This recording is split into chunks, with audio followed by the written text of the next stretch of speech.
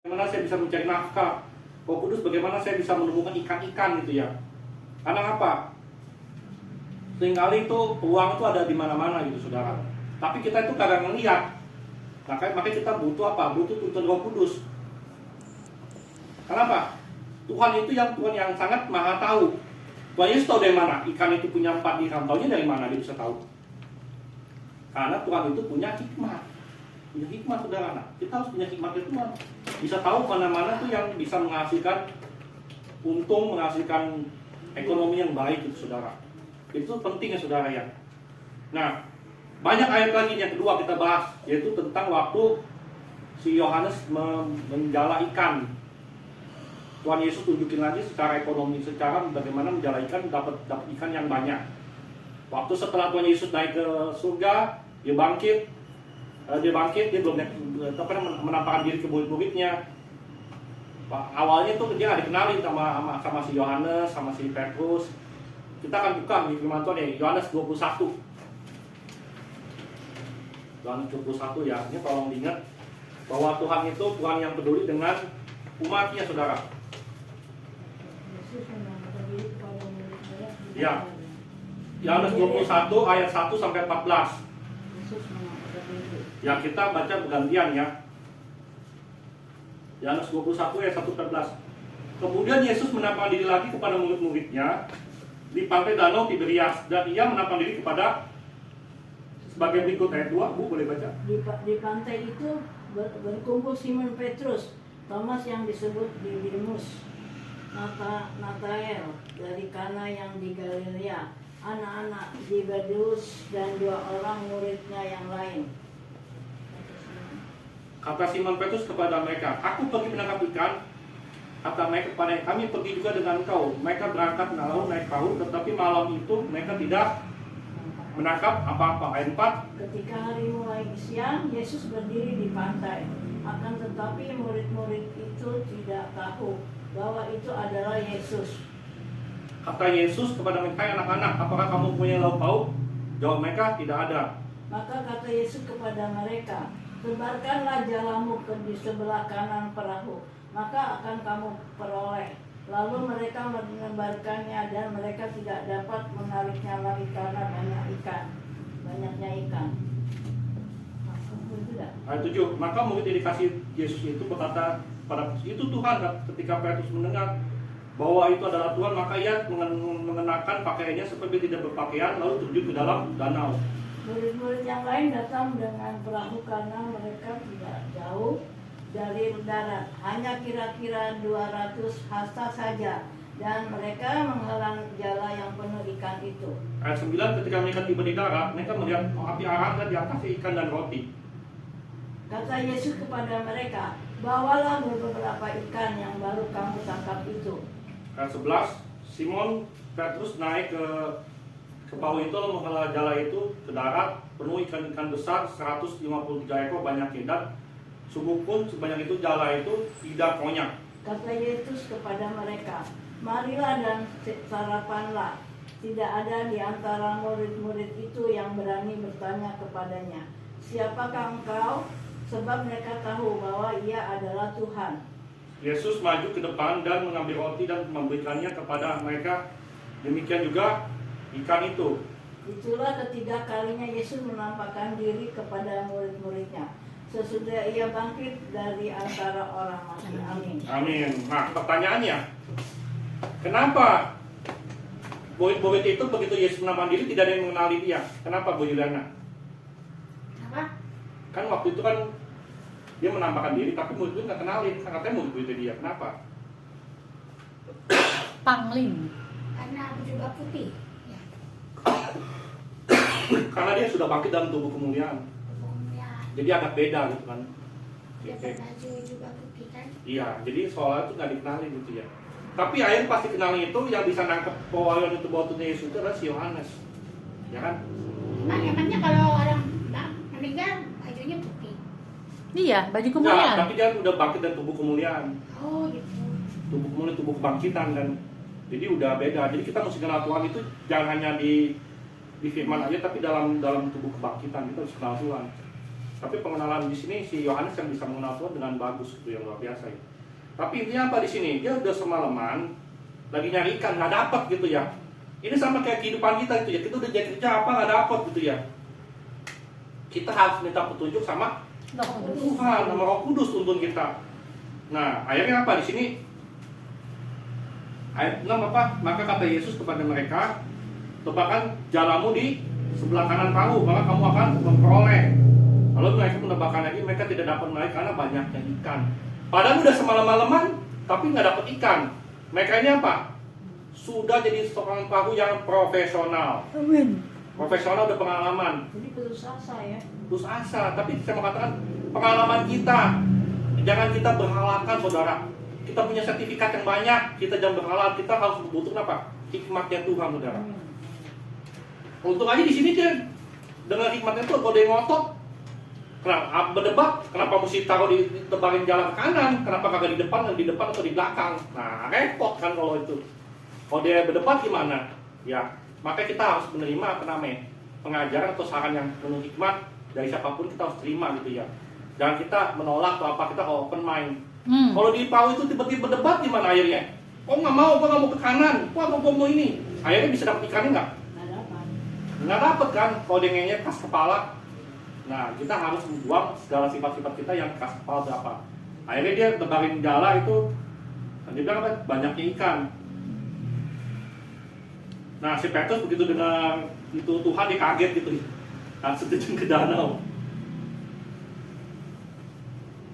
Nah, ayat 8, murid-murid yang lain datang dengan perahu karena mereka tidak jauh dari itu, hanya kira-kira 2 saat saja. Mereka mengelola jala yang penuh ikan itu, ikannya sampai 100 berapa?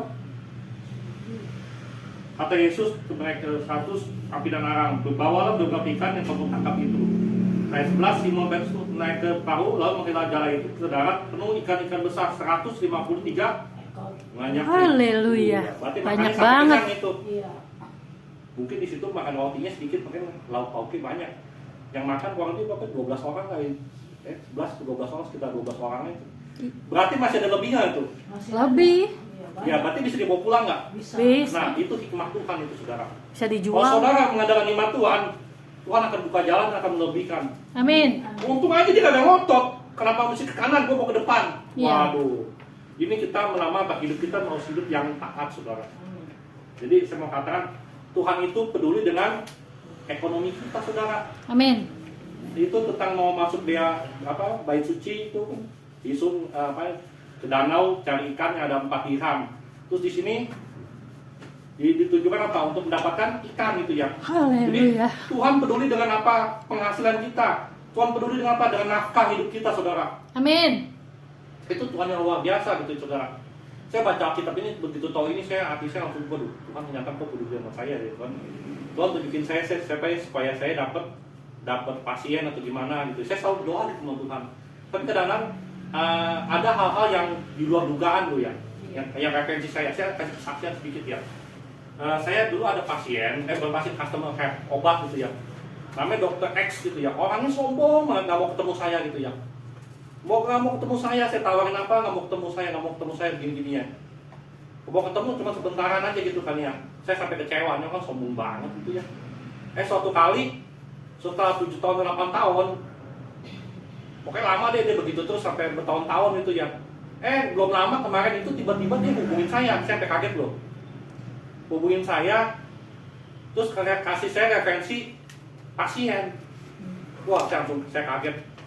Udah kasih dari referensi pasien, dari situ saya dapat pasien yang banyak gitu kan ya. Saya kaget gitu. Kenapa? Karena saya ngomong ke ketua komsel saya yang di GPCC ya. Ini di luar di luar pikiran saya, di luar logika. Pertama gini, orangnya nyuekin saya. Nomor teleponnya saya juga udah nggak ketemu, udah hilang. Terus tiba-tiba dia nyari-nyari saya, nyari WA ke saya, terus kasih pasien. Itu aneh nggak? Saya sempat tegur dia, Pak ini nggak salah nih, saya bilang itu. Dulu saya ke waktu Bapak susah banget nih Pak. Oh ya kapan ya? Dia malah lupa banget sih. Padahal saya dulu nyari dia itu buat masukin barang itu kan. Malah dia bilang kapan ya? Nah itu kadang saudara, kadang-kadang kita itu Salah komunikasi. Iya. Ternyata saya berasumsi negatif. Ternyata dia buka jalan saya banyak gitu ya. Akhirnya dari situ saya dapat pasien 5-6 orang gitu ya. Wow. Ada aja itu pasien, udah gitu berdekatan semua tuh di daerah Purina sama Kedoya gitu ya. Dan bayarannya juga lumayan sih ya. Wow. Saya cerita itu ya, saya cerita ke tokohnya, wow ini mujizat gitu ya. Jadi Tuhan itu masih ada mujizat Bu. Amin. Ya. Udah gitu saya dulu pernah terikat utang apa namanya money game. Waduh, saya gimana supaya saya doa Tuhan, saya ampuni saya ditipu orang, saya serakah. Saya ingin pengen uang banyak, ternyata jeblos sama orang gitu ya. Nah, suatu kali di PSMTI ada orang nyari itu colokannya kiraan. Karena waktu itu kan saya ke jalan di alat-alat teknik. Akhirnya saya tuh cari-cari tuh di Kenari. Akhirnya saya dapat komisi berapa 3 juta. Wih, mantap dong. Ada dia mau masukin ke TVRI. Colokan itu khusus dari Jerman. Saya nyarinya buset ke Bandungan, ke Kenari, telepon sana sini. Zaman dulu kan internet masih belum begitu canggih. Pakai apa Yellowpacks, buku Yellowpacks tuh yang buku kuning. Yellowpacks tuh nyari buku kuning gini-gini, waduh gila itu. Terus kesana kesini, terus tanya ke orang-orang di Kenari, keliling tuh, berhari-hari keliling. Akhirnya dapat juga, saya bisa nyicil utang kartu kredit sih ya. Makanya jangan ingin cepat kaya, saya disetir sama beberapa kali disiplin sama Tuhan. Karena apa? Ingin cepat kaya gitu kan. Nah itu. Yang ketiga, ini ada satu kisah lagi yang luar biasa, bahwa seorang tokoh yang penulis kitab Injil, si Rasul Paulus. Ternyata Rasul Paulus itu orang yang kaya atau miskin? Kaya. Kayak Hah? wira usaha. Soal kaya dong. Dia tukang bikin kemah. Tapi dia punya duit atau enggak? Punya. Hah? Oh. Nggak punya? Punya. Ya jawab dulu yang benar, punya duit gak? Bu Yuliana? Punya. Enggak. Paulus nggak punya duit? Bokeh? Banyak. Katanya. Orang biasa? Si siapa? Bu Lestari? Pengusaha dong, orang bisa bikin kemah Punya duit dia. atau enggak dia? Ada. Kalau punya kemah ada. Duitnya banyak gak? Enggak. Ya lumayan, cukup lah. Cukup lah. Ada ayatnya nggak yang menyatakan duit dia banyak? Enggak. Ada ayatnya ada. Ada ayatnya. Apa? Ada Allahku buktinya. akan memenuhi segala. Bukan. Ada benar ayat menyatakan dia duitnya ada banyak. Kisah Rasul 24-26 ini tolong diingat ya. Kalau orang nanya bahwa pendeta ini kaya, ya modalnya besar. Kenapa? Untuk penginjilan misi butuh duit yang banyak. Itu lagi dicari. Kisah Rasul 24 ayat 26. Kisah 24 ayat Tolong 26. diingat. Ini buktinya ada ayatnya. Dia nggak bokeh. Makanya jangan jadi orang bokeh gitu. Kasus Paulus jadi orang bokeh. Ya. Gimana sih? Oh, lu bisa ada kepintaran mah orang pasti ada duitnya, kecuali orangnya nggak ada. Dia pinter, dia bisa ngajar juga. Iya. Dia Bikin pinter. kemah kan orang dulu kan berarti dia kayak sekarang mah teknik. Lompat ya. Kisah Rasul 24-26 tolong bacain kenceng Bu Vera. Kisah Rasul 24 26. Si Paulus tuh duitnya banyak. Makanya jangan nggak punya duit banyak. Lama-lama berantakan gereja. Bangkrut sama. Kisah Rasul 24-26. Kisah Rasul 24 ayat 26. Demikian firman Tuhan. Sementara itu ia berharap bahwa Paulus akan memberikan uang kepadanya. Karena itu ia sering memanggilnya untuk bercakap-cakap dengan dia. Nah, jadi uangnya dikit banyak. Tetapi sementara itu ia berharap gubernur nih ya. Berharap berarti nggak ada uang. Itu berarti berharap. Oh berharap. Iya. Kalau dia orang miskin apa yang diharapin? Ngerti nggak maksudnya? Iya, sementara itu dia berharap bahwa Paulus akan uang kepadanya. Berarti ada uangnya. Iya, karena ia sering. Karena sering memanggilnya untuk bercakap-cakap. Kalau dia nggak ada duitnya, sini dipanggil nggak? Mau gak? Kalau dipanggil nggak? Kalau dia miskin nggak ada duit. Gak mau lah. Kenapa dia berharap? Karena ada uangnya Pak. Kalau orang miskin bisa diharapin nggak? Nggak bisa. Nah, ini gue Vera pinter. Jadi kalau Paulus punya duit nggak jadinya? Punya duitnya, banyak duitnya. Coba dibaca lagi Bu Yuliana. Boleh baca kisah Rasul 24 26. Nah, ayo. Ini nih. Liliana bilangnya bokeh mulu. Ngapain kandang kalah masih Paulus? Paulus aja nggak bokeh. Iya, Paulus dia bilang bokeh katanya. Bokeh gimana bisa buat penginjilan gede-gedean dia? Iya. Ini 26. 26. Sementara itu ia berharap bahwa Paulus akan memberikan uang kepadanya. bawa ya semua. Karena itu ia sering memanggilnya Lanjut, untuk Dik. membacakan dengan dia. Itu kita kerjainnya. Oh, punya gereja udah. Udah, Ya, jadi kesimpulannya gimana Bu Indriana? kayak Kaya, ada duit. Ada. Gue bayangin aja, gubernur sampai mengharapkan duit dari seorang Paulus. Paulus, seorang rasul, seorang pendeta. jumlahnya berapa kayaknya? Kita nggak tahu. Kira-kira kalau sampai gubernur siapa si Pramono, gubernur Jakarta mengharapkan uang dari seorang pendeta, kira-kira pendeta itu duitnya banyak atau enggak? Banyak, berarti banyak. Ini loh, gubernur mengharapkan duit dari seorang pendeta. Contohnya Gilbert dah. Gilbert. Iya. Gilbert emang kaya, yang kaya Pak Niko. Paniko juga kaya. Oh, Lebih kaya Paniko. kaya Paniko lah. Iya, daripada Gilbert mah Iya, jauh. jauh. Rumahnya 70 M. Ya, Si Paniko rumahnya 70 M. Iya. Terus punya rumah di Los Angeles segala. Oh, di Yang Los tadi Angeles nyetop. punya ya. Udah kerja waktu itu. Atau kayak jauh kayaknya sih. Itu dekat yang utang Yang utang kaya itu. mas Sepentong. Saya pentol juga kaya sih. Jauh sama ini mah GBI Pak Niko mah. Pak Niko paling kaya kan dikawal Pak Niko mah. Oh iya Pakai iyalah. dikawal. Jadi paham ya si Rasul Paulus kaya ya. Kaya. Jangan Di sini si Ani ngajarin jemaat ini. mindsetnya gue sih yang bener. Habis gue lihat kok juga semuanya jemaatnya susah. Terus ke pendetanya ikut susah. Terus ketemu orang susah. Terus akhirnya apa kumpul. Akhirnya apa? Jadi ribut-ribut. Iya. Orang susah ketemu orang susah jadi ribut. Kagak ada makanan.